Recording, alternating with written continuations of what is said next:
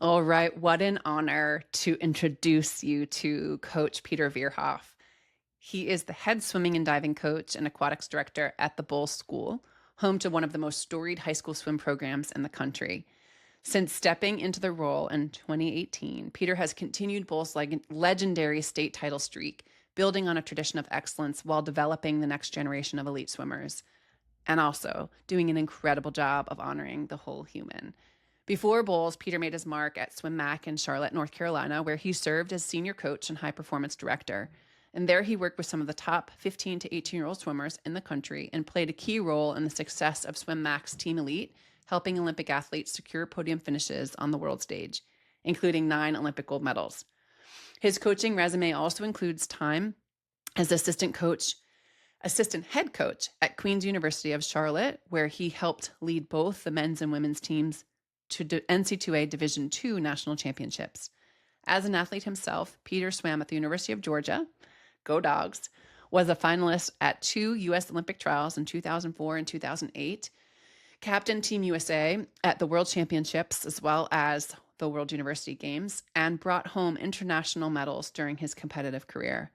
And now, with decades of experience as both world-class athlete and coach, Peter brings deep insight into the physical, mental, and emotional journey of competitive swimming and what it takes to thrive in high-performance environments, from youth sports all the way to the Olympic stage. So this conversation is such a joy for me. Peter and I were teammates at the University of Georgia, arriving in Athens at the same time. He came in as a freshman. I was coming in as a transfer student. And years later, we were able to link arms when Peter invited me in to help what's now become a staple inside of the Bolles swimming program, which is the Bolles Way, standing for Whole Athlete Initiative.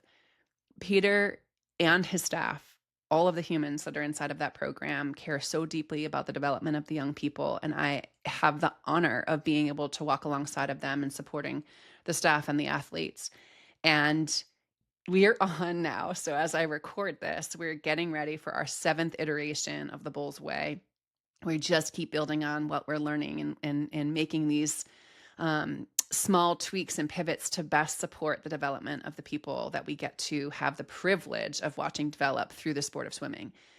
Peter will be later on. So as this recording, when this goes live, he'll have already been to Germany, if I'm getting that right, as the head coach of the national junior team for Team USA for swimming. And just watching him step into these leadership roles, it's exactly what our sport needs. It's exactly what the world of coaching needs, is people who are coming from this place of understanding that what it takes to help develop young people while striving for excellence, and that it's not this either or where we have to make the decision of going for elite level performance or honoring the whole human. He has done this. His staff, the people, the parents, the community down there have done this and provided such a beautiful example of what's possible. So it is an honor. It is an absolute honor to be sharing this conversation with you, not only in the sport as an athlete, and we talk about it. He was in the Michael Phelps era as a butterflyer, so that brings its own unique challenges. And so his experience as an elite athlete and on the international stage.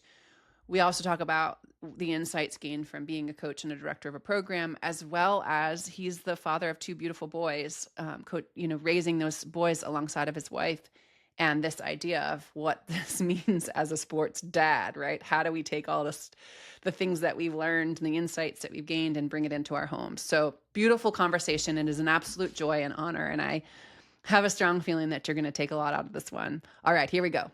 All right. Welcome, Peter. I'm so grateful that we have the opportunity to sit and have this conversation. Thank you for being here. Yeah, thank you. For a lot of things, obviously, our history goes way back, but Yeah. you took care of me as an athlete at Georgia, and then take care of our team now and me a little bit. So, Oh, it's mutual thanks. Oh my Mutual gosh, so grateful. Yeah, and so I'm sure that those pieces will get touched upon as we, walk through your journey and the wisdom that you gained and like all that you're doing for the world. Really, I know that sounds massive, and it really is because of the impact that you're having in what you're building, in the ripple effect of those that you get to work with. So let's start with your roots Okay. and your cultural upbringing and background. How do you feel like that's shaped kind of who you've become and how you see the world?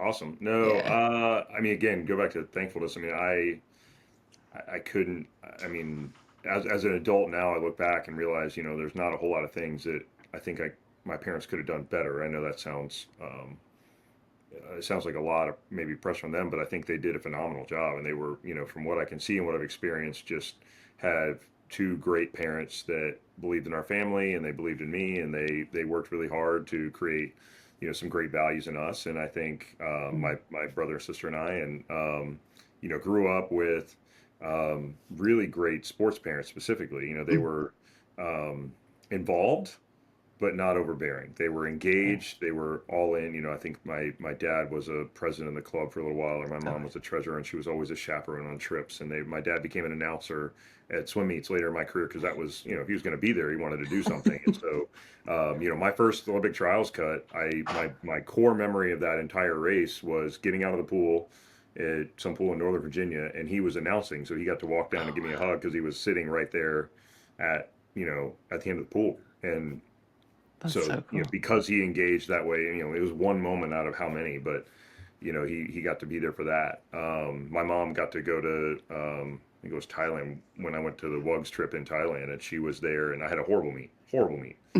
I was team captain, didn't swim well at all, didn't make Mhm. finals, was really not, didn't go well, and she was there and couldn't have been prouder. Was happy to be there. Was just Yeah. happy to be. She felt for me, but I think was just you know, was part of the experience. So I had them through the highs and the lows of everything. And I think Mhm. they had some really good guardrails. Like, I think there Yeah. was a year I tried to quit and they said, nope, you have to finish the season. Like, you can't quit. And so by the Okay, end of well, the yeah, so that's exactly where I wanna dive in and climb into, like, what are the yeah, how like, what were they doing? If you can remember that yeah, you attribute, like, "Okay, hold on, that yeah. created this sturdy, No, loving that was, container." I mean, I think the couple of things that probably personally to me, I mean, work Yeah. ethic wise, I mean, my dad just is a super consistent worker. I mean, he's always working on something, whether it's company, the house, the family, Mhm. whatever. There's always productivity to be done, and he does such a good job of enjoying that. So the enjoying work was a big part of it. Mhm. I have a funny story from my mom about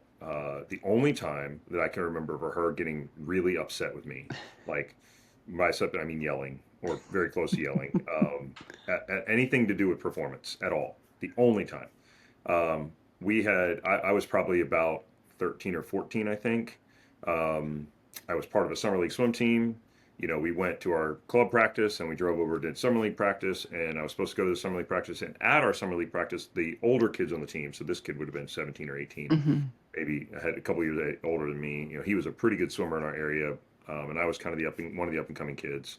Um, this is in Newport News, Virginia, and he towards the end of practice he said I'll beat Peter in a 100 fly or whatever. He said I can beat you. They'd heard been swimming well, so this older kid wanted to go. So we hopped on the blocks and we dove in for this race. And I was exhausted. I was tired. I wasn't really into it. And he was fast enough and big enough that by the first 25 he was long gone. So the quarter of the way into the race, he's there's no chance I'm catching this guy. And so I just quit. I just stood up. I was like, I'm not doing this. He finished on Oh, our you fly. stood We up in the laughed. pool? Yeah, Did I you stood in really? the pool. I was like, I'm not Oh doing my this. Like, this is dumb. gosh. It's a summer league meet. We're sitting there. Yeah. There's like six people Right. sitting around the pool. Like it was just kind of this fun thing to do. And it was like, okay, Yeah. clearly I'm not gonna win. I was like, I'm not doing this. Like, so I stood up. Everybody laughed. He was in his 100 fly. I was like, oh, I'll get you next time. Whatever. We kind of laughed. My mom was sitting in the car in the parking lot. She could see like through the fence. So I get my bag, I get out, take 10, 15 minutes, whatever, get my stuff. We head out to the car. I hop in the car, and she turned around and looked at me, and she was like, "You will never do that again." I was like, "What did I do? Did I take too long?" And she was like, "You won't ever quit, ever. Mhm. Like that will you won't do that." And it was like it's the one time I've heard her. She was so upset with that, and that is the least meaningful performance you probably could have come up with. Yeah. A Yeah. skins race against an older kid that dared But you to what does swim that 100 fly. say? But so speak to Yeah, that. Like, what was that messaging? Maybe you didn't quite get it then as a kid hearing that. Like, whoa, mom, like, never haven't seen you yeah. like this. Okay. Well, But there was two yeah. things, right? Yeah. The fact that she didn't say that often, Yeah. right? So it's unique. It wasn't Mhm. like I'd heard that before. It wasn't Mhm. like I was like I hear this all the time. Like you're always on me about it. It was like I never had heard that. Never had I ever been judged by my parents for a performance, Mm. and that stood out. Like obviously made it special. And number two, it was like okay, like in our family we don't do that. Like we don't just show up and give less than what we can give. right? No matter what it is, and how big or how small it is, you always give that, right? That's what you're supposed to do. And so, yeah, it kind of became a probably a foundational key for me. And I think I've, for the most part, kind of held on to that. I don't like doing anything that I'm not going to be good at. I don't like doing anything that With I'm not that, going so to, the urge is still there to not yeah, want to do yeah, it. yeah. And what So have you learned from mom, right? Like in yeah, that space. so Yeah. those things were really important. And I think, Yeah. we were always, my parents were always so nice to other people. So I mean, there was always a Mhm. great, like they enjoyed the team, the aspect, the idea of having other people around and being out with their parents, and they were really good at um, of it's interacting with every parent. Like there were difficult parents on our team when I remember growing Mhm. up. I had friends whose parents were, hard to be around at times, and Yeah. nothing against them. They were great people. They were hard to talk about swimming with, or they were hard to be. They're nervous for their kid to swim. They're sitting in the Yeah. stands, blah blah blah, whatever it is. And I just remember my parents being able to get along with everybody.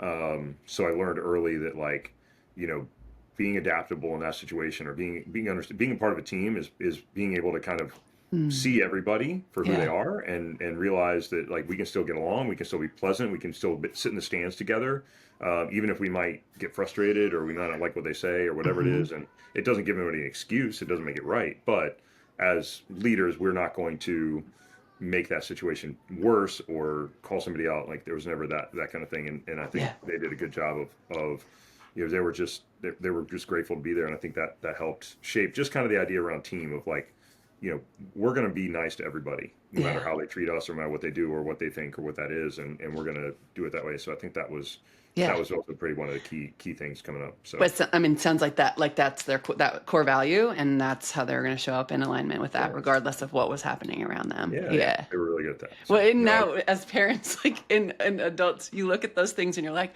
wow, that was a lot harder than it might have seemed. Like that must have been a yeah, lot more no, and that's challenging. Yeah. yeah. I Yeah. had it this just this weekend. I had my 10-year-old swimming, and Yeah. he lost a race that was a really emotional, important race. Like Uh, um, he had a great swim. He dropped like 5 seconds in his 100 free, and he lost to this rival kid that had tied him early in the meet. And this kid hadn't beat him before. Nobody had beat him before in these races, yeah. and so it was like this super like emotional race, right? It wasn't important. It Yeah. wasn't like key, it wasn't going to change the outcome of anything, but for him you could see the nerves building up. You could see how important it was for him, and in that moment afterwards, I went probably too far into coach mode and was trying to help him process it Yeah.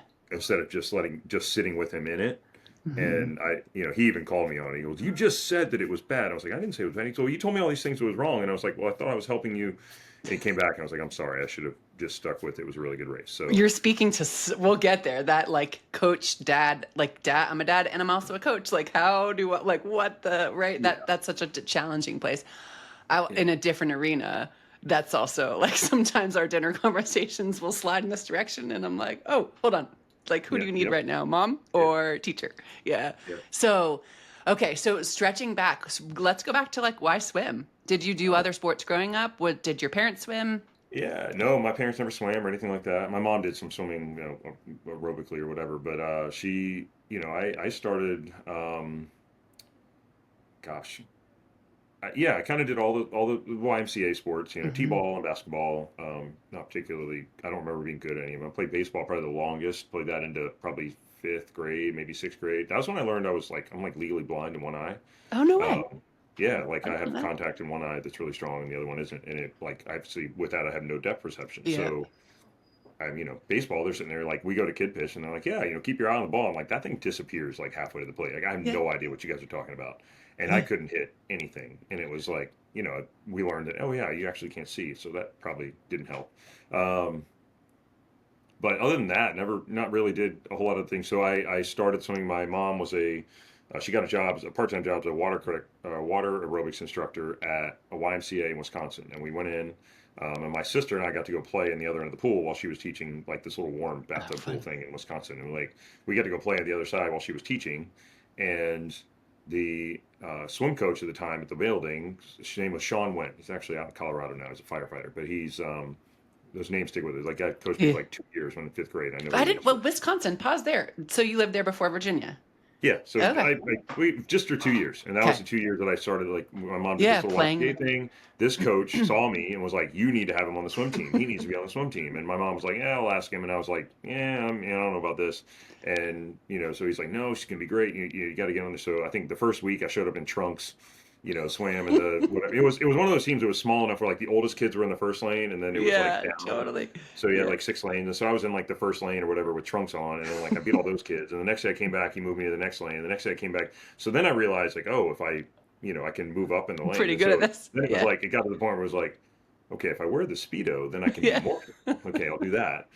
So I think within a few weeks I had moved it, and I remember they took me to my first meet, YMCA National Schroeder YMCA Wisconsin, Oh, swam wow. there, and it was kind of.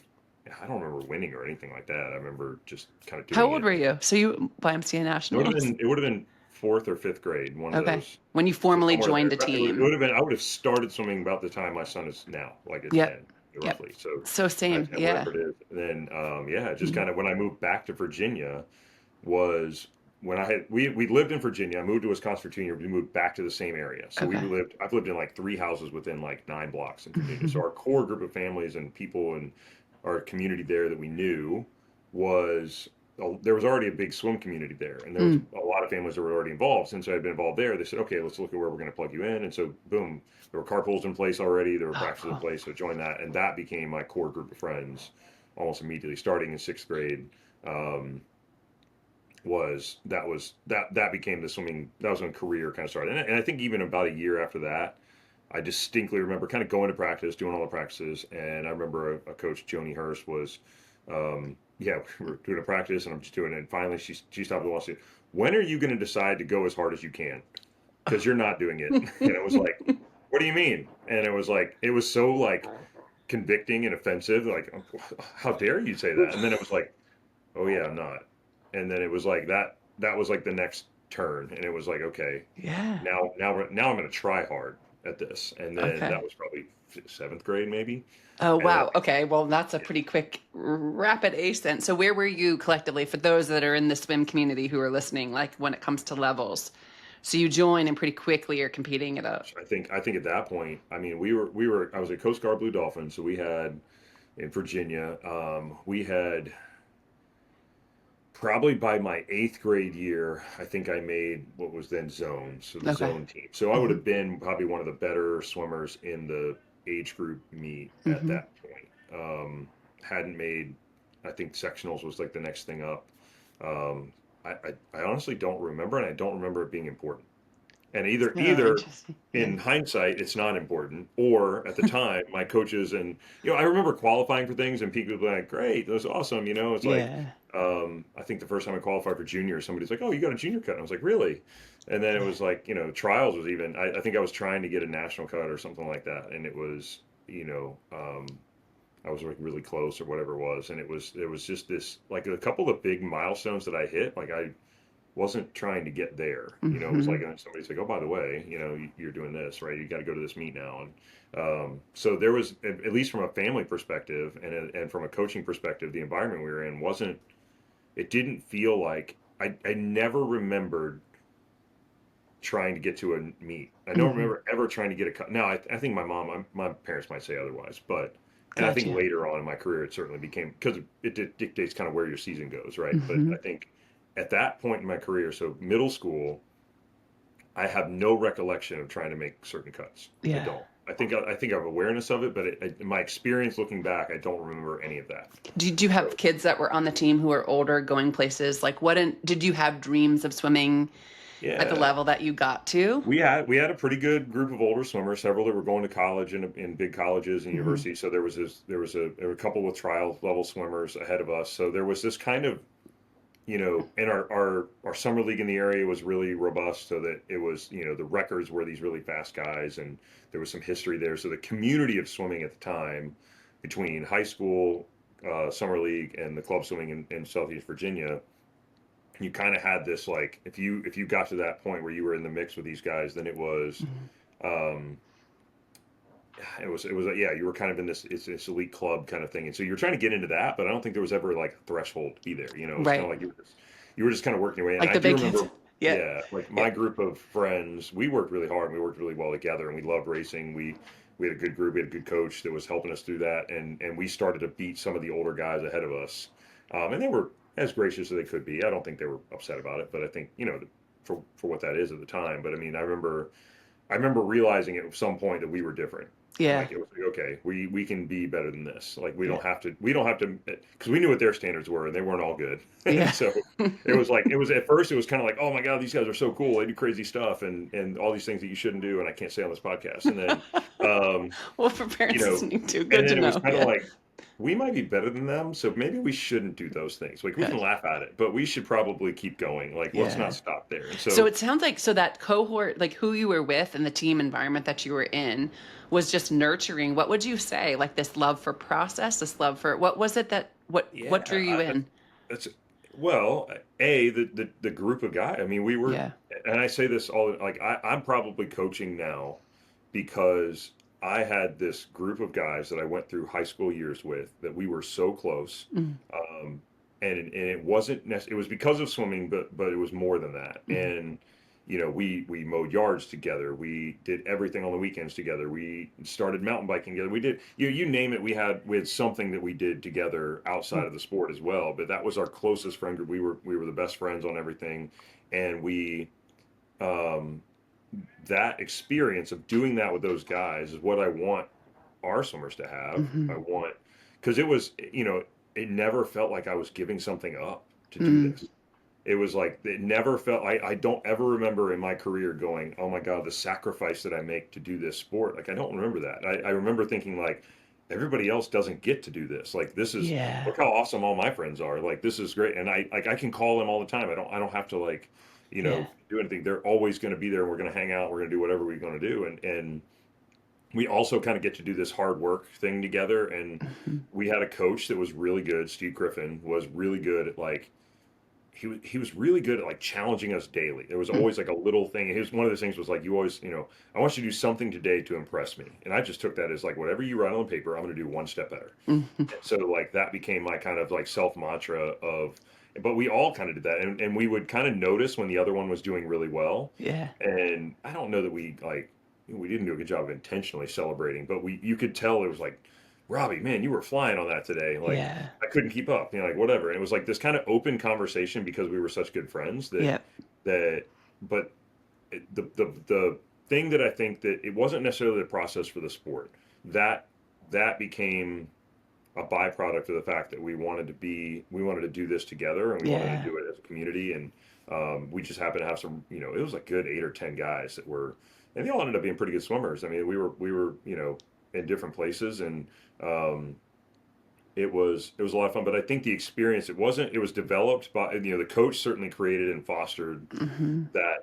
that group through. I think he did a really good job of knowing who we were and what we needed, Yeah. and helping us get through that. And I think, um, we were allowed to be a team. We were allowed to be good friends. We were allowed to hang out together, and we made mistakes together. I mean, like first time, I got caught for underage drinking, which was a really big deal. I mean, I had to go drive to their houses and apologize to their parents, and Mm. that was part of that growth process for me, and it changed, the way I looked at that what we were doing and the decisions we were making. But we were all part of that community, right? Yeah. Where today I don't see that same. It so comes through so clearly, like this like really strong, sturdy connection, community, and then swimming's like just the vehicle, just so happens Yeah, to be the vehicle that y'all were really good at and jumped yeah. inside. But it was Well, this, I yeah, I yeah, think I've said this before to you, but I think swimming is the language. Like I'm not teaching swimming. Like yeah, I'm not a swimmer. Like I'm not a swim nerd. I mean, I am in the sense that it's my job, but like yeah, I just feel like we're trying to get this broad-based experience where you're trying to get better at something yeah. and you're doing it with other people around you and you're trying to get better at Hmm. being people and we're trying to do that. But swimming is the language that I know. Hmm. It's like I don't know another language to teach you with. I bet I can teach you using swimming. I don't I Yeah. you're going to learn some swimming stuff, but really you're going to learn this broad base of like here's all the skills you get for the rest of your life. And Hmm. um, I think that's kind of what the goal is now, but it came from that experience of growing up with a great group of Yeah. friends, a great group of parents, a great group of coaches that all kind of allowed us to grow up together and do all the things we need to do to grow, make mistakes, Hmm. all of that in such a safe environment to do so. And Hmm. it wasn't.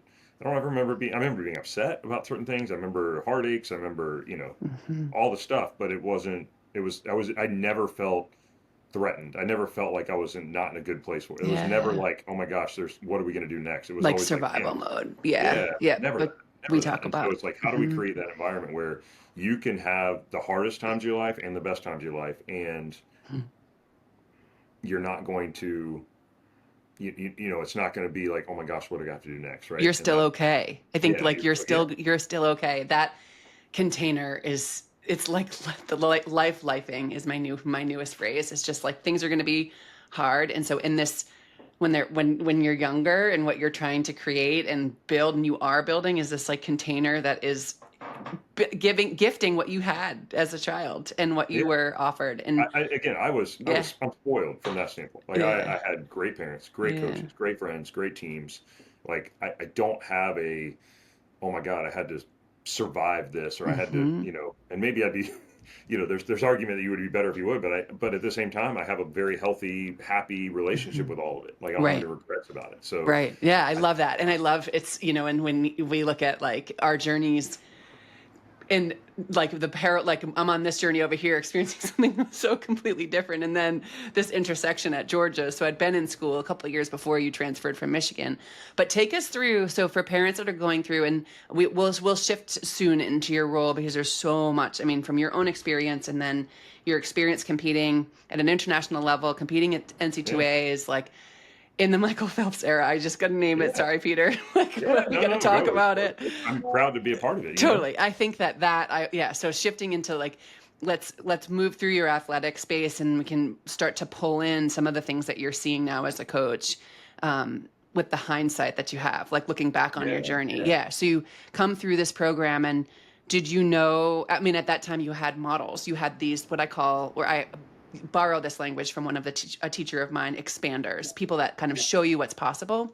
yeah. That's And good. I when, like that word. yeah, Yeah, so going through the recruiting process, which was a year, and think of male development, like in high school was your junior year, right? Or and yeah. between junior and senior year, Yeah, well, it started after my junior year, right? and so, and this is the hard part I have with today's world, like Mm-hmm. trying to relate to where the kids and families are today. Mm-hmm. We didn't have, we had like AOL Instant Messenger. I can't remember, like I don't even Yeah, remember using like the internet that much. Like there but were, that was like, so that was, yeah, because you're few years I was like behind 2000. me. I would have been 2000. So I started my recruiting trips in fall of 2001. My Right, that first was like recruiting, dial up. We were yeah, dialing up and doing yeah, AOL. we Yeah, were like no, Facebook was a yeah, thing, I think, yeah. so like, Well, so I that came when remember. we were in college. Yeah, Facebook. so I Yeah. remember my coach coming on deck my junior year, and he had hand printed out, or Hmm. gotten a hand printed copy of the SEC meet results. So Yeah. the full meet, Yeah. like all the results in one piece, but all the just 10 or 15 sheets of paper, right? And we were sitting there, and he was like trying to show us like all these times, and we're like, Hmm. oh my God, these are really. There's 10 guys who go 19 in the 50 free. Like, how Yeah. ridiculous is that? Like, but it was this like mythical place that we like didn't understand existed. So there was this real naivety to Yeah.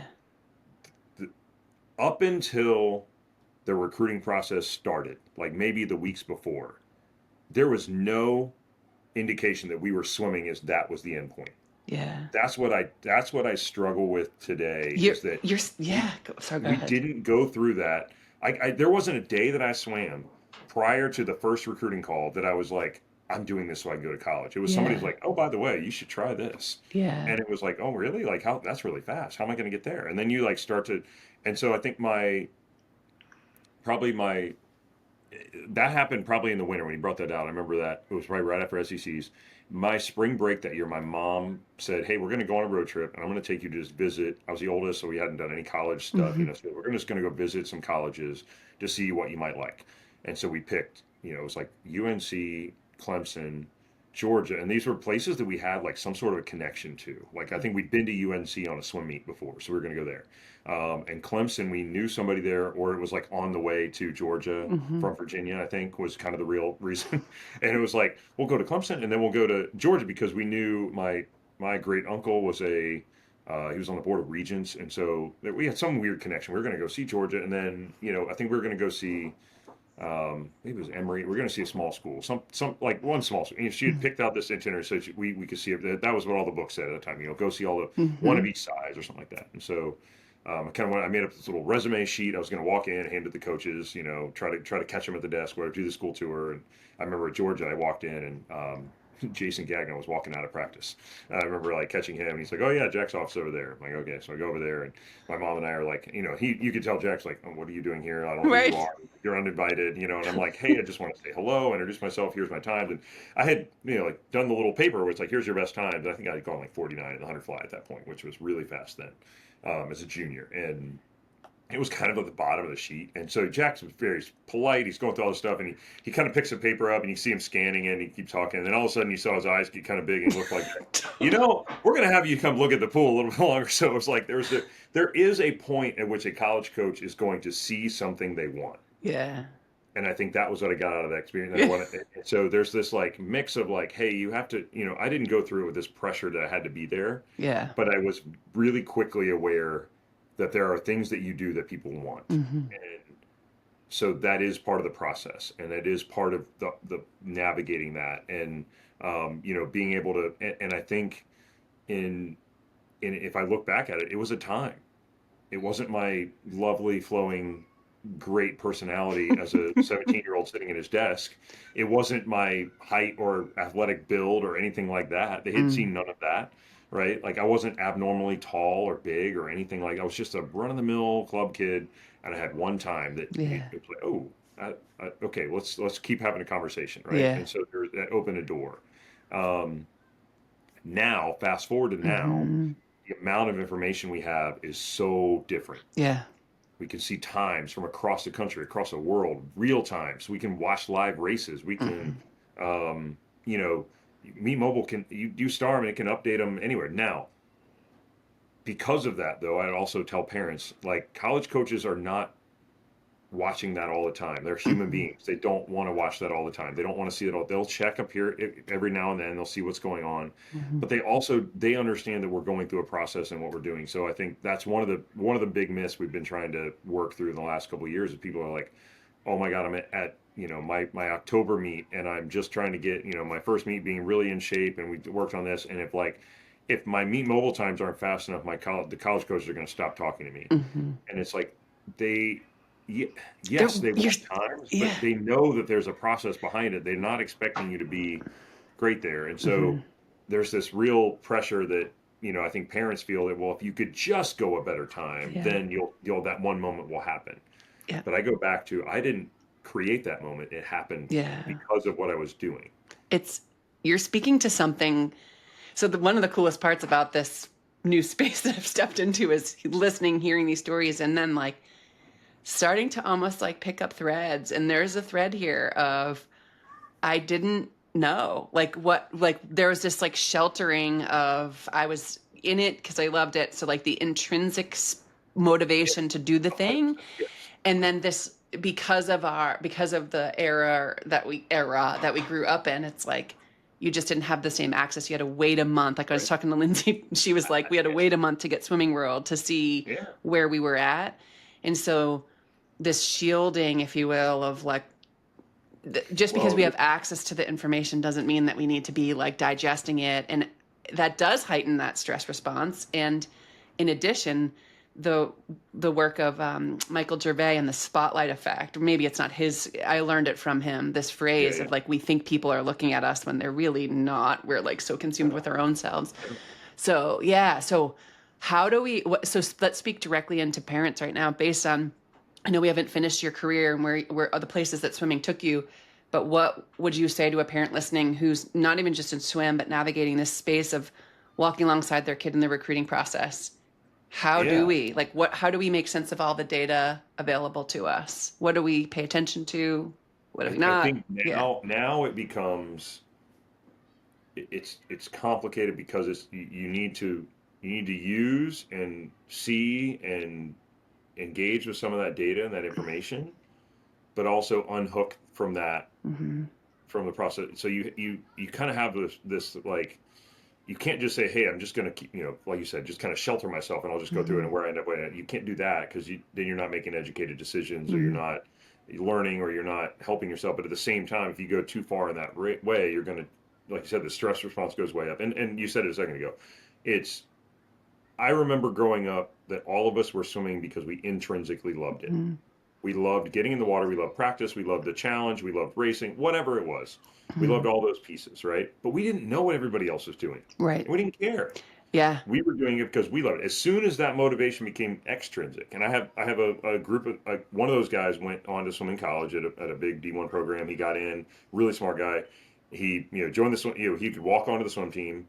He 3 weeks in, he was like, I'm done. I'm out. I'm not doing Yeah. this. And he was just like, it was very clear to him that this wasn't about just loving the sport. This was about you had to perform. And he Yeah. was like, I want to be a doctor. I don't need to do this. Like, this Mm-hmm. isn't for me. And kudos to him for making that decision. That's Right. a good thing, right? And we don't, now there's this pressure that everybody needs to go and be a part of these programs. I'm like, that's not necessarily the case. If you love the sport and you're going to go to a place that's going to pay you to be there, Mm-hmm. they're going to expect, that's a semi-professional job. Mm-hmm. That's not the same thing as just going because you love it. So you need to be really careful what that looks like. So I think Mm-hmm. understanding why you swim is number one. What I tell parents is it because, and honestly, why you swim? Like, do I love racing? Do I love training? Do I love Mm-hmm. the team? Right? Do I love traveling? I have swimmers that tell me the only reason they like swimming is because they like to go on travel meets. Like, I like to go sit in a hotel. Okay, if that's the most exciting thing to you, but Like for being some in a people, hotel with friends is fun. Like that also is that's a piece. yes, and I have plenty of stories of growing up Yeah. with those too, Right. So, but I think that's number one. Yeah. Number two, it's I think when you're looking at this as a parent, and this is the hardest because I'm looking at my kid's only 10, so I'm not Yeah. anywhere close to that, but I'm already starting to feel the tug Mm-hmm. towards if I can just do a little bit more, if he can do it. And I keep reminding myself, and what I tell myself in this is I'm like, what if he doesn't what if he doesn't go very far? What if he Mm-hmm. doesn't make it? What if he's not fast? Mm-hmm. Am I going to be just as proud? Am I going to be just as happy?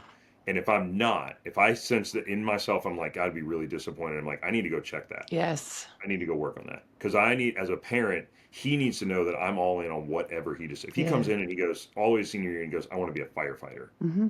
and I'm like, okay, then I need to be all in on him being a firefighter.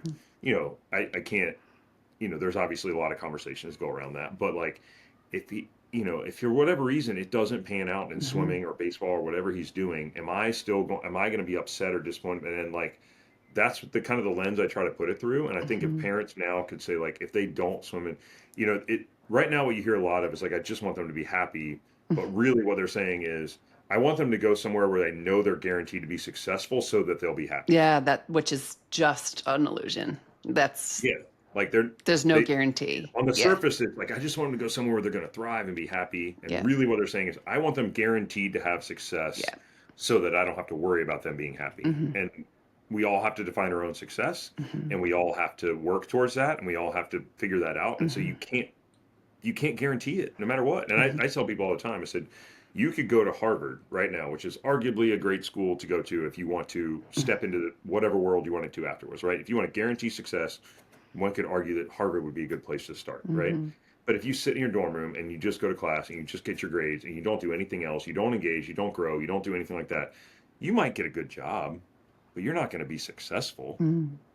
You'll be there. Right. You might get a job that pays you a It's lot of like money. that's the success. checking the box, the title, the Yeah, and your where does that come from?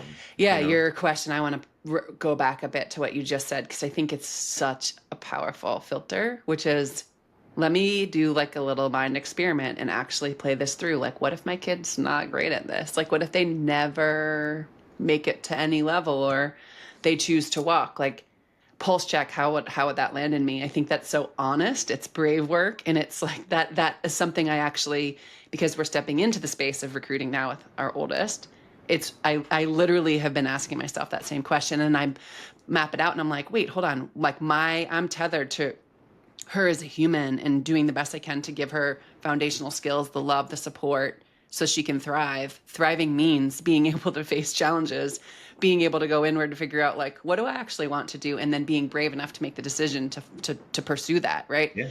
And so if she's able to do that, so there's a detachment to like we're opening our hands, if you will. And in swimming, that's so powerful because like you can't swim with closed fists, but this like allowing their journey to unfold, and we're detached from that outcome. We're Right. going to be okay ourselves, and where there's a hooking, where we get activated, or you could say triggered, where we get kind of that internal pull, like that is a huge neon sign for us to go, hold on, what needs tending to internally, because that's my Yeah. stuff, not theirs. Yeah, Right. that's so powerful what you offered parents there. Yeah. And Yeah. it's not comfortable. It's not. No. It's at 10 years old. I can see Mm-hmm.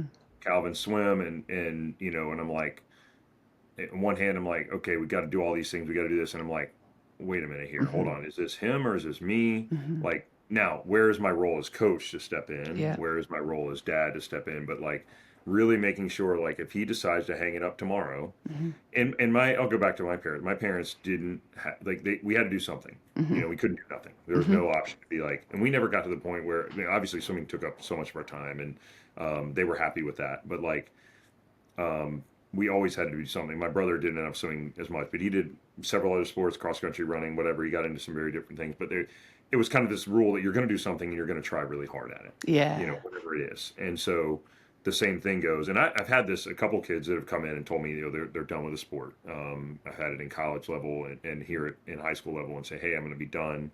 I just don't love it anymore, whatever the reason is, injuries, and I'll say, that's fine.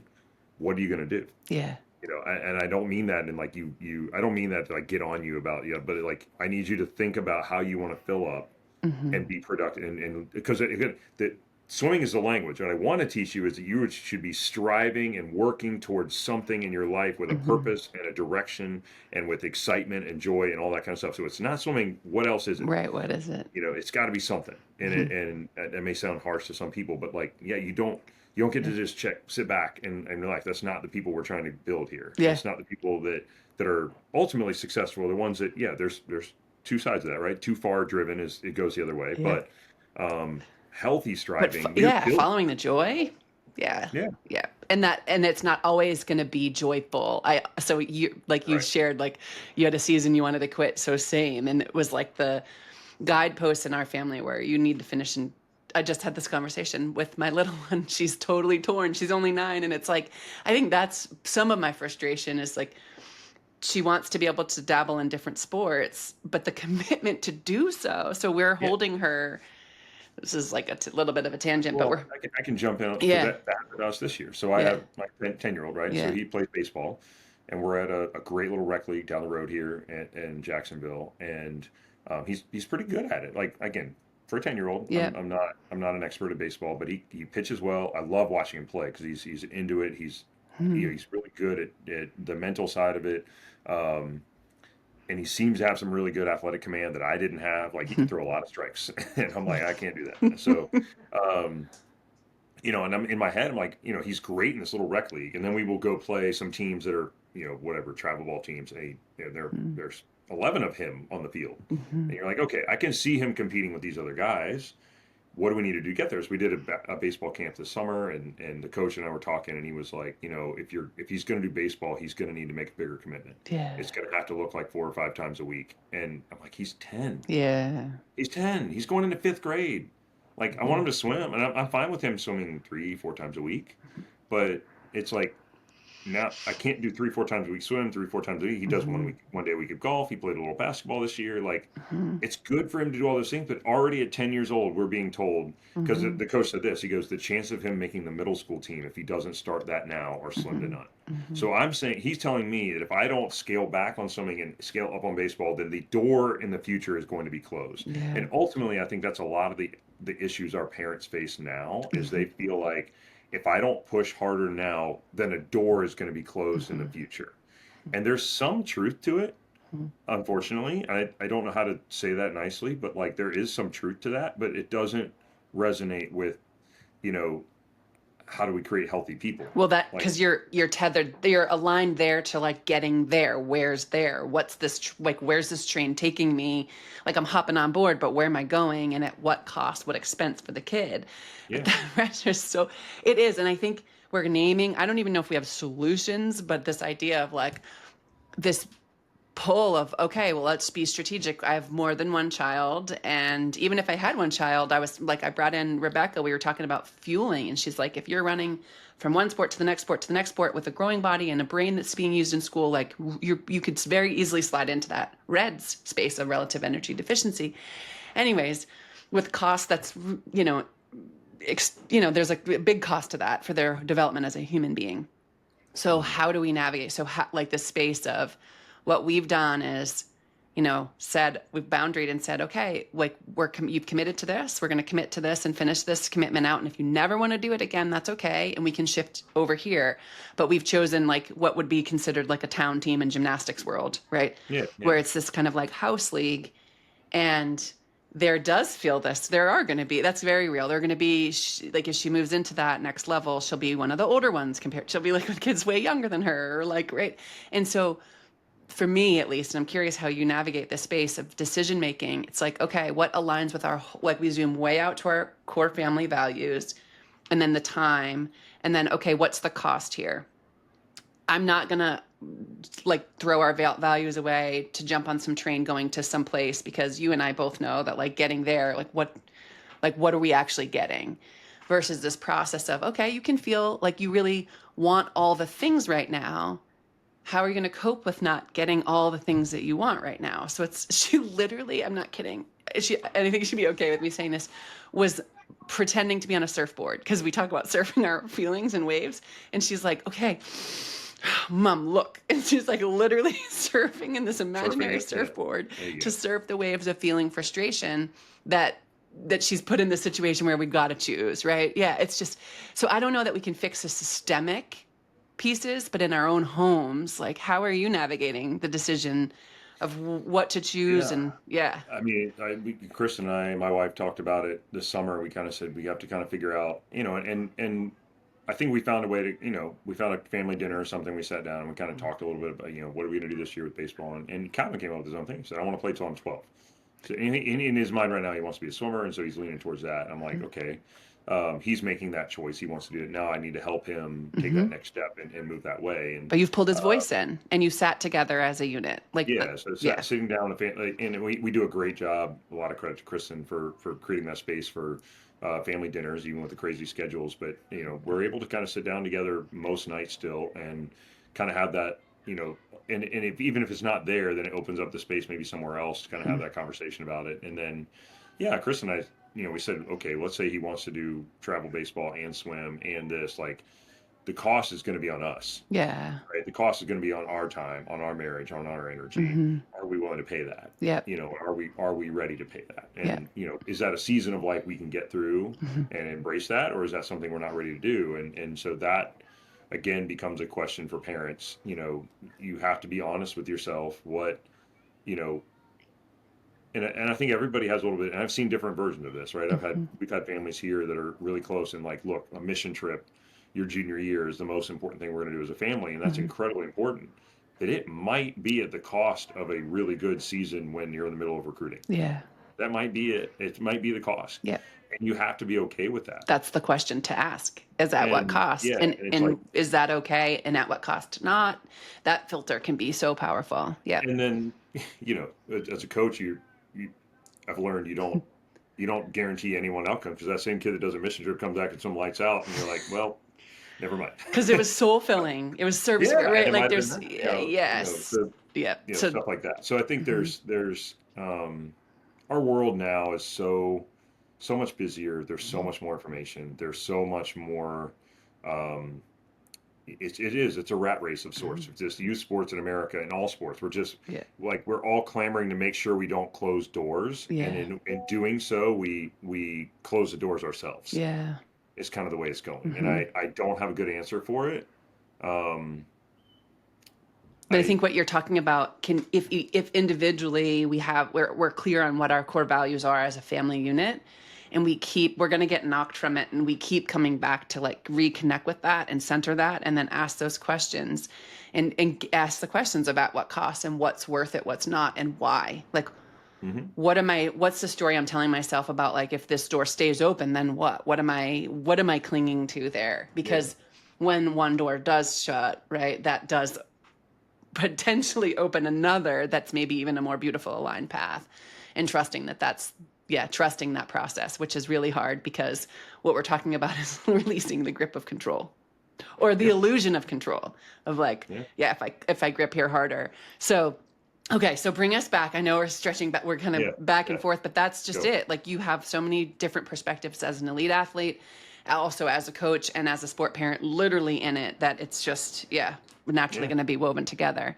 Well, what would you say? So you went on, you competed at University of Georgia. That's where our Right. paths crossed. That experience, became captain, and then yeah, I'll let you. So fill in the blanks of some of the highlights of that experience and the ways that your parents were able to transition their support, like things that you like can look to when we're speaking to parents about this is what I want to. My boys aren't there yet, but when they're there, like these are the ways that I want to continue to show up. Yeah. Um, It was interesting. I think the recruiting process, my my parents were in. It was odd. My mom really wanted to go on a lot of the trips. Like mm, she needs to see the place. mm, Um, this was right after my decision to drink underage in high school, so she was also very worried about me making poor decisions on mhm. recruiting trips. She was that kind of mom and loved me dearly for it. But it was so she went on a couple of the recruiting trips. She never interfered on the trip. She was never like over the top. But I mean, she met with all the because in her mind, she wanted to know and see the people that Yeah. I was going to be. Are these people going to be good for I'm glad that's the good norm people? now, though. That is Yeah, the yeah. norm now, right? Yeah, I think it's getting closer to With that. I think, hmm or at least a parent visiting or talking or hmm something like that. And I think there's a lot of value to that because obviously you have a perspective that the kids don't. hmm And if you just make a decision based, and I say this when we to our kids going through the recruiting process, if you make a decision on what you're going to get, yeah, like, okay, this university is going to give me a bunch of gear, a great dorm room. They're going to give me a nice pool. They're going to give me a dining hall. They're going to give me football Saturdays. They're going to give me this coach that says he's going to coach me this certain way. They're going to give me, this roster spot, right? Those are all the things you're going to get if you go yeah. there. And that's what the recruiting process is doing. They're trying to show you all the things you're going to get, right? The real question for you is what are you going to give hmm when you get there?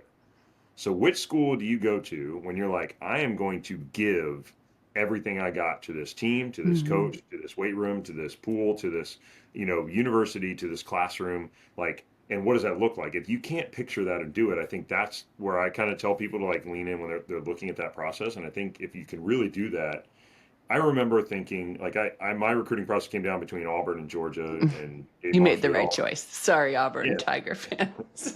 And to be fair, I David Marsh came and visited my house and offered me a scholarship. Had I gone to Auburn, I would have been a part of 4 consecutive national championship teams.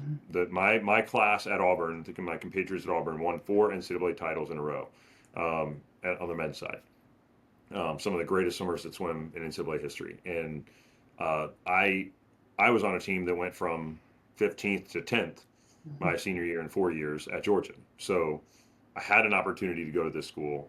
And I remember the decision being, I just felt like Georgia was the place that I won't say trust more because I could trust Auburn. That wasn't the issue. It was more like I could give more Mm. at Georgia. That was where I felt like I was called to get. I could bleed red and black. That Mhm. idea of like we're gonna bleed. I'm like, okay, I can get behind that. Yeah. Like I can do that. I can give to this thing. Like let's go. I'm gonna sign me up and like let's do the work. Let's go to Well, work. you think Let's. about too, do you see yourself as somebody that helped? I mean, like where Georgia is today as being a really instrumental part of that I, process? I think I'd like to think I am. hmm I also am humble enough to know that I wasn't, it was a small part of that process. Like hmm I wasn't the catalyst, that kind of thing. I think I watched when I arrived at Georgia, our women were national hmm champions.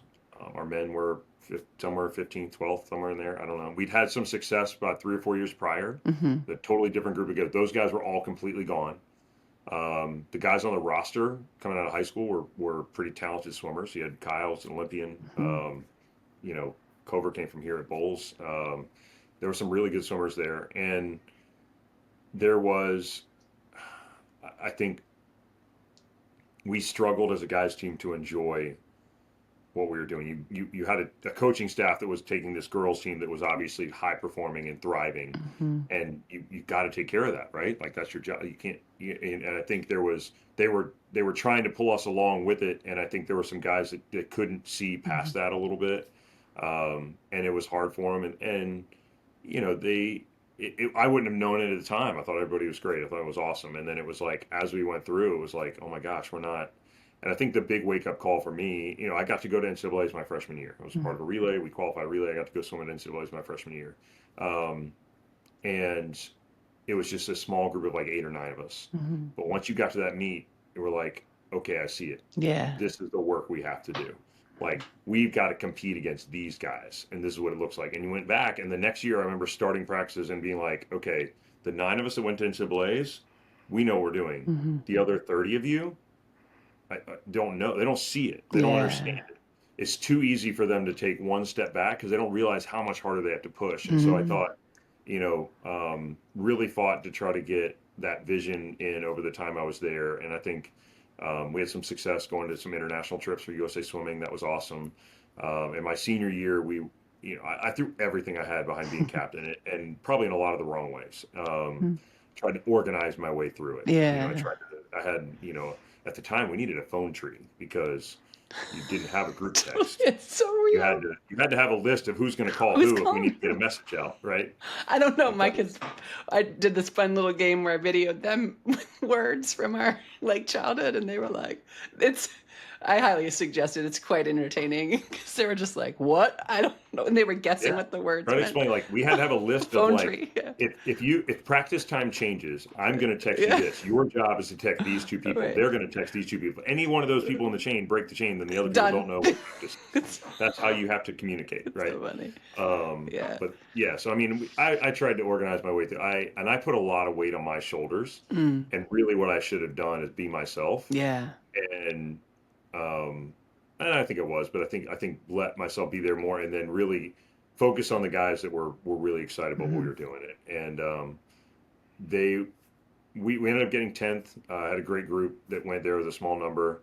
Um, I think a couple years later, those guys that were young when I was Yeah. kind of going through that Kappan year, really, you could see them trying to emulate some of those things, and I felt really good about it. And each class there, I mean, there were some really great guys in every class. I mean, Yeah. if you talk to them now, you see them now, they're great, they're doing great. Um, but there was a point where there was a lot of the guys, and this shapes kind of where I am today in swimming. Is like there were guys that hated what we did. Yeah. They hated it. They did. They couldn't wait to be done. Hmm. They couldn't wait for the last lap. They couldn't wait for the last race. They couldn't wait for the last practice. And it was just like it was spoken about out loud in the locker room. Hmm. Like, oh my God, this is almost over. Like it was, and a lot of it was because it was hard, and Yeah. it was a lot of work, and it was a grind, and they had somewhere missed feeding that intrinsic motivation or Hmm. whatever it was, and or maybe they just had lost a little bit of success along the way or whatever it was, and so I still part of what I do in coaching is one of our part of our mission statement here is fulfillment, and that comes Yeah. from that experience because I don't want you to go through this sport and look back and see you can want to take a break. I have Yeah. no problem with it. If you get done with swimming and you're like, I like to stay dry for a while. I like weightlifting. I like running, whatever. Like no problem. I don't have any issue with that. But to sit back here and say, I hated what I did, Yeah.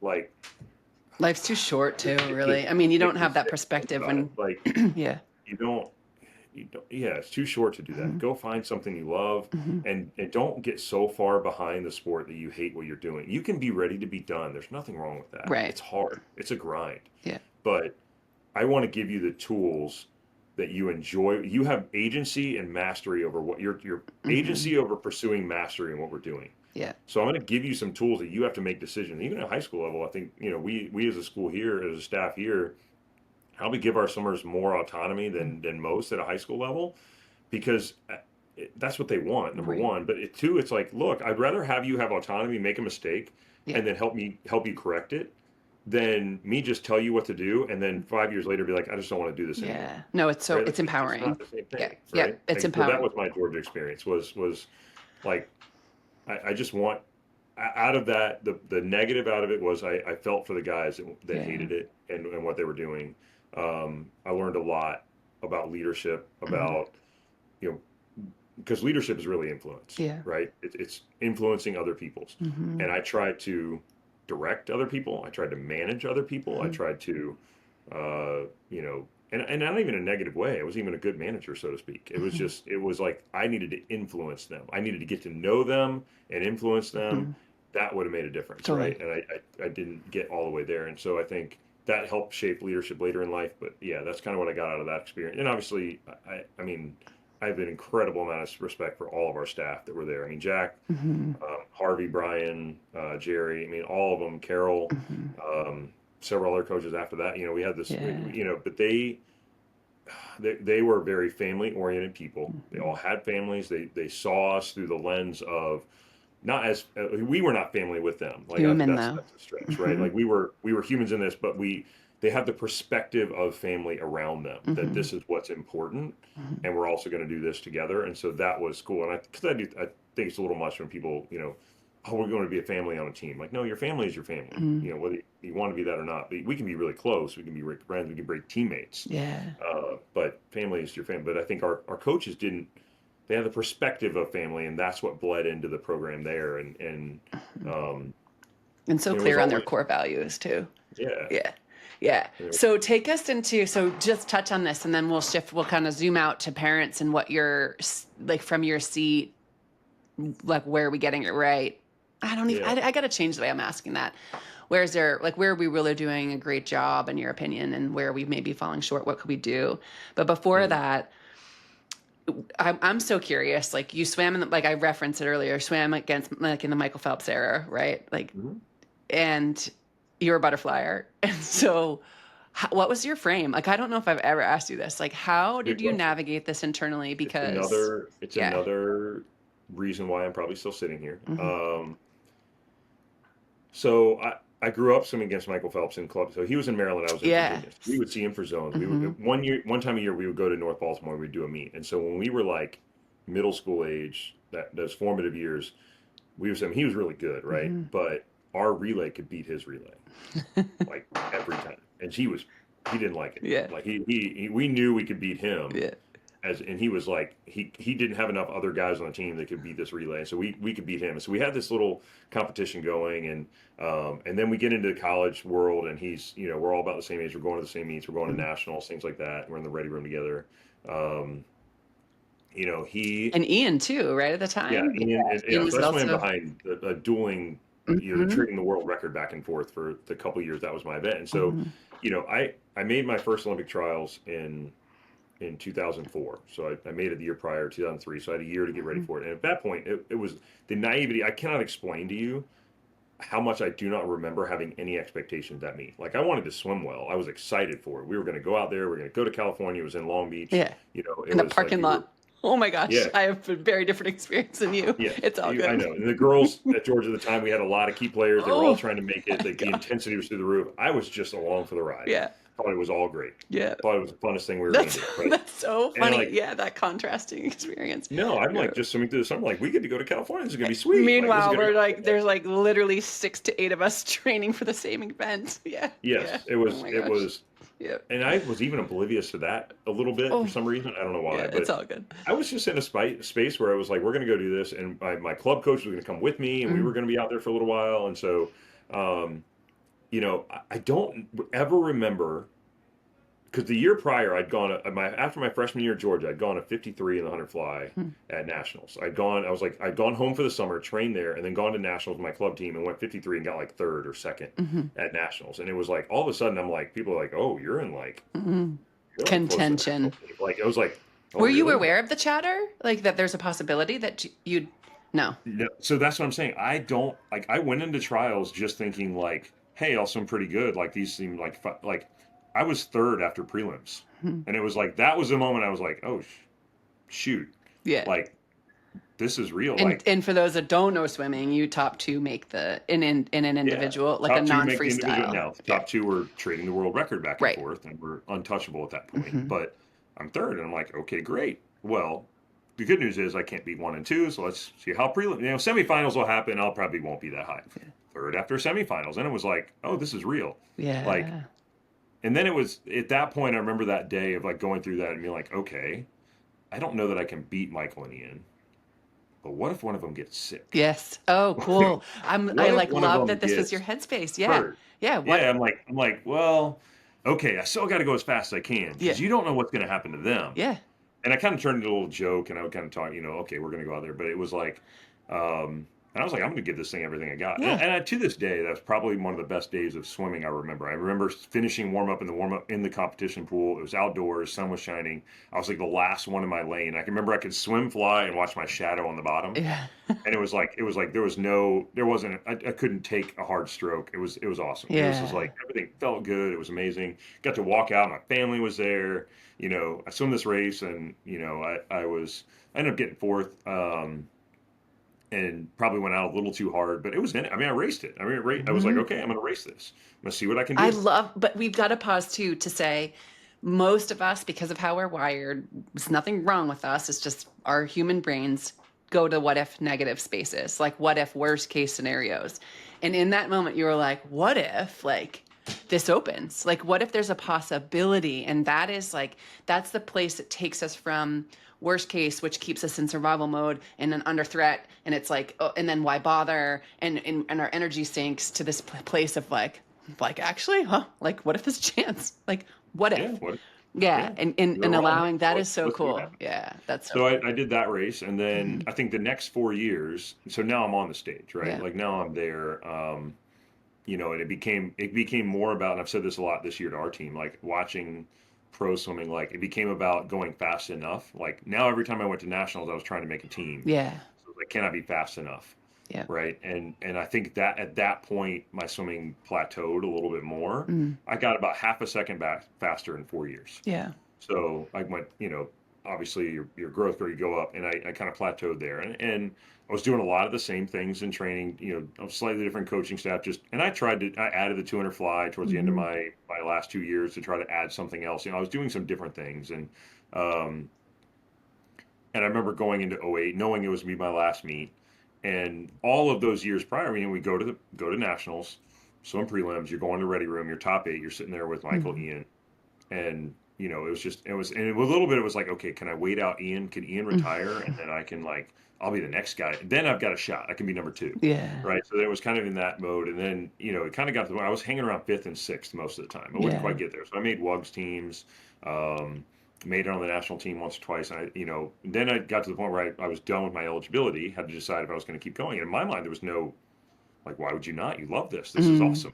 And my parents, fortunately, were like, we'll support you to finish your career. And, as long as you're going to school and you're doing something productive, we're going to hmm, help you with this. And they didn't put a whole lot of guardrails around it. So I added a degree at Georgia. Jack was great about home with that. And, stayed until 2008, and was had a lot more pressure in my mind going into that mm, meet. Like there was a lot more like I need to perform here, hmm, need to be really good. Like this one I feel like I have a shot. Like this one I feel like I can be fast. There's no Ian, it's just Michael. hmm. Like can I get there? Um, and I was, I don't regret a minute of it, but I don't know that I ever, I had a great swim in prelims, had a rough swim in semifinals, got eighth, so I was like barely into finals, and that Hmm. was kind of like, okay, now you're winging a prayer here. Let's just Hmm. send it and see what we can do.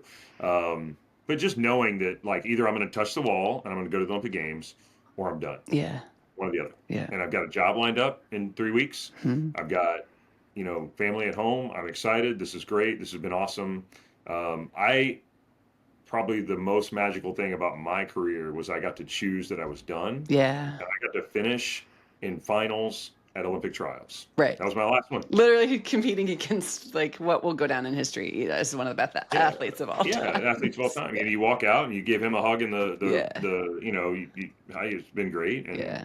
um, That's amazing. Thank you for sharing that. Yeah. yeah, So I'm watching our time, so I've got to pull this down. I know okay. that you're like all the things that We you never we hold never up. finish on time. You know No, that. that's I This know is it's so There's true. never been a conversation that went according We're to our just time. put a pin in it till next Yeah, time. So yeah. what would you say though? So if we're like this experience, there's so much to extract from your own story, the framing, your lens, like your even the what ifing, like that is something that's really like we need to Mhm. share that one with the team too. That space of like holding possibility.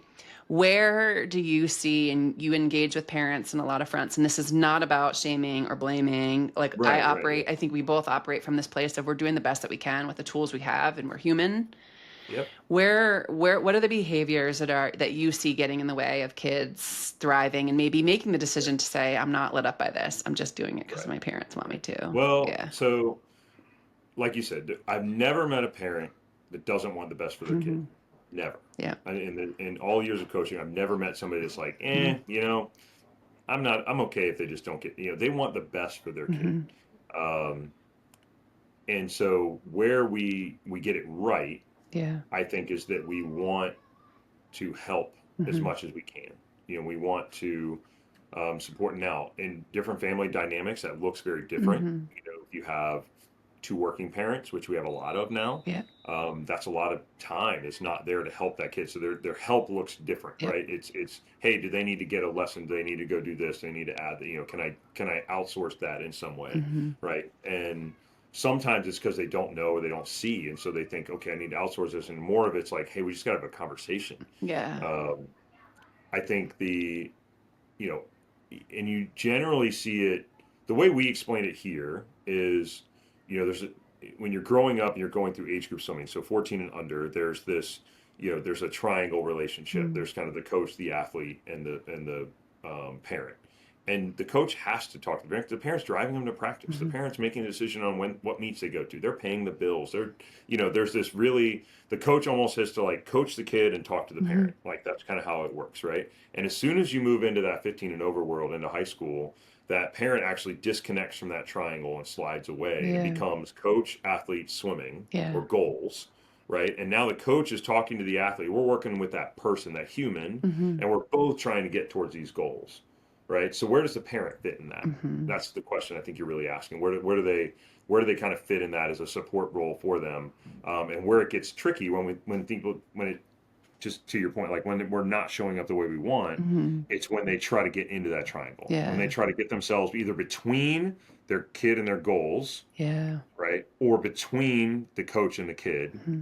or between the coach and the goals, like Yeah. any of those legs of the triangle. When they try to insert themselves in there, and do it out of love for their kid, I'm sure, Hmm. but you disrupt that relationship, and Hmm. it may not be going the way you want, but you can't get yourself in there. Now, what you can do is ask for a conversation with a coach. Hmm. Ask for a way to sit down and say, and I've had somebody you worked with, recently. They're probably some of the best parenting I've seen. They call and just, and it's almost like they know, the mom knows. She's like, everything's okay, everything's great. This swimmer's doing fine. I just want to have a conversation with you. Do you Yeah. have a few minutes, right? So it's not this like, hey, something's wrong, I need you to get on the, because, and I think, and this is where we as coaches have to do a lot better. Yeah. We assume that if a parent is going to stick their head into that triangle, that they think something's wrong, and we immediately get Hmm. bristle and get defensive, and we struggle with that because we're trying to do all this work with these three things, and it's like, okay, just hold Hmm. on a second, I know what I'm doing, and so we have to put that down and let them in there, but have the conversation about how the triangle is going. Hmm.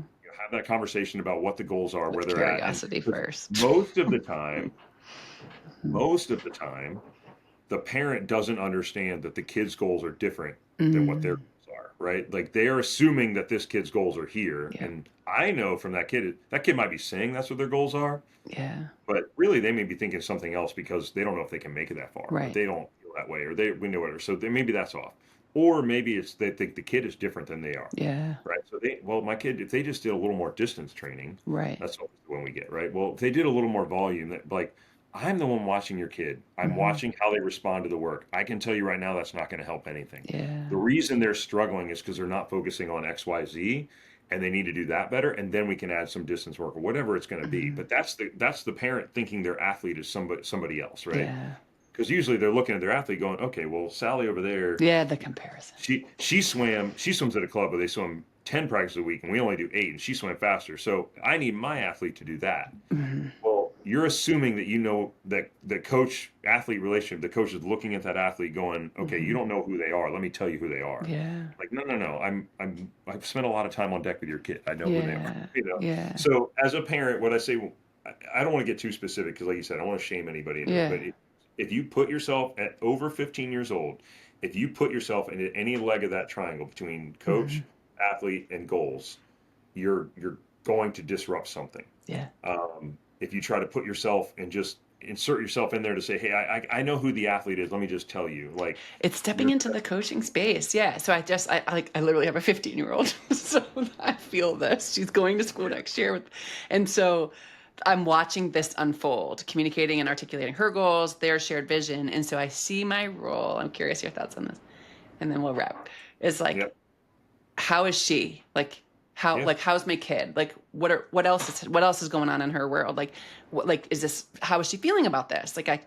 What's happening for her yep, here? And then asking her, like, what does support look like? So I'm like supporting the human here and letting this, so long as, right, there's not signs of abuse or anything like that happening, right, right? right, But yeah, letting this magic happen between the coach, the athlete, and the goal, and then leading with curiosity, touching base with the coach, like you're saying, like welcoming that conversation from a place of curiosity, but not, again, I go back to like control, insertion, trying to grip and getting into yeah. those legs. Yeah, that's so, I love that visual. That's Well, one of your brilliance, like yeah, well, I think what you pulling could do together. as you're a parent, if I do think about it this way, if you want to call a coach and you want to help, right? Yeah. You could call a coach and say, hey, I have 3 questions. I want to know how my kid is. Hmm. Okay. I want to know how their goals are. I Hmm. don't want what their goals. I want to know how they are. Are they appropriate? Are they where they are they motivating to that swim? Are they whatever it Hmm. is? And how is my swimmer interacting with? Are they on the same page with Hmm. getting to those goals? Yeah. Is the Is there leg between alignment? swimmer and Hmm. goal like is that Hmm. functioning well? Because I'm going to trust that the coach has a good understanding what the goal are. I'm gonna have a good understanding what the kid is. So Hmm. I'm not gonna ask about those two. I'm gonna ask about the athlete. I'm gonna ask about the goal, and I'm gonna ask about how that pathway is going Yeah, between them. beautiful. And is there anything that I could do to help? Yeah. Because I've had that parents come in and say, "What do we need to do?" And I'm saying, honestly, it would really help if you could take a deep dive on what they're eating. Yeah. Like I don't think they're fueling enough. And they come back and said, no, no, we eat, great. And I'm like, just please, if you look into Yeah. it, and sure enough, it's like, oh my gosh, we didn't realize we were Yeah. leaving out X, Y, Z, Yeah. right? And it's like that's it. I can give you that piece to say, hey, look, athletes doing great. They're Hmm. in a great spot. Their goals are appropriate. They're really hard. We don't know if we're going to get there this year. It might be next year, but we're headed in this direction. The process they're on, though, the thing we keep running into is they keep running out of energy halfway through the Yeah. week. Can you help me figure that out? And then Yeah. you're letting the parent in Hmm. a space where they can actually make a So difference good. and do that. But if your parent comes in and they say, "Hey, I want to know why my kid's not doing this yardage," okay, you Yeah. just stuck yourself in between the coach and the athlete, and Mm. now there's no Right. way to, It's or the if you go frame. through, Yeah. yeah, Yeah. and And you, in you that approach. Hmm. Oh my gosh, so so good. We need, I know our time together, like do it. Do another. We can do another one we need to anytime. do a part two for sure. There's so much. And I Okay. want to share with the world too, like what we've done together in that Yeah, space, because that's it's yeah. like what you're able to, and just, I'm so grateful now. Like you go off when you're going, I don't even know where's juniors. You're going off to the head I've coach of got World Junior, futures. I've got futures. I leave tomorrow for that. I but will not go to the Team juniors this USA, year. where are you Oh, headed? Team USA. That I leave August 15th for Romania, so that'll be Romania. That's right. yeah, Romania in a little bit. Kind of getting geared up for that. A lot of group messages going around, trying to Yeah. trying to get everybody excited and get through the last couple meets of the year, and then yeah, we'll go from there. I know. All right. So we'll put a pin like we normally do and say, well, Absolutely, until next time. All right. Thank you, absolutely, Peter. absolutely. Thank you.